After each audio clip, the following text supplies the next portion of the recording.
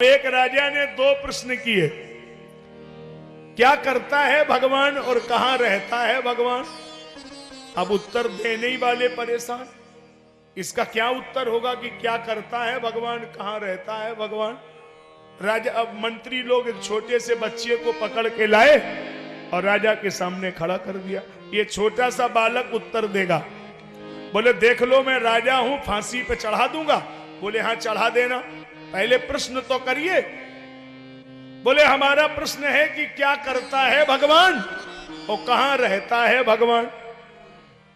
तो बालक ने कहा कि आप हमसे गुरु बन के पूछ रहे हो कि शिष्य बनकर।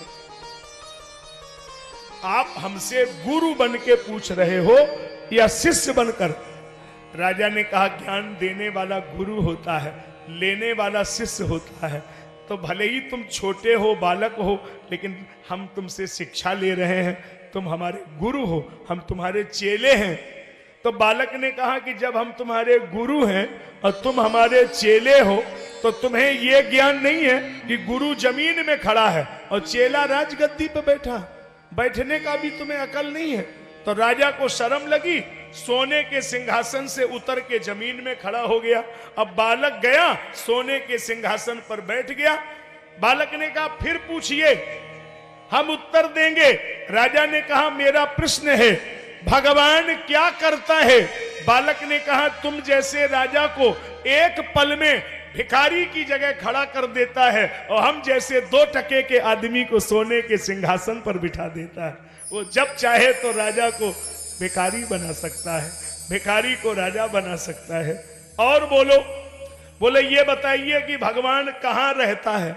बालक ने कहा हमें भूख लगा है, एक गिलास में दूध चाहिए।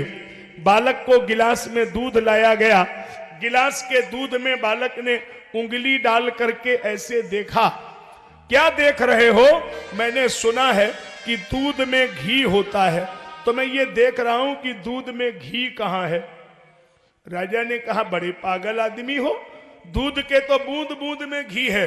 तो बोले दिखाई क्यों नहीं दे रहा है। बोले ऐसे दिखाई नहीं देगा, दूध को गर्म करिए, जमाइए, मथानी से मथिए, घी प्रकट हो जाएगा।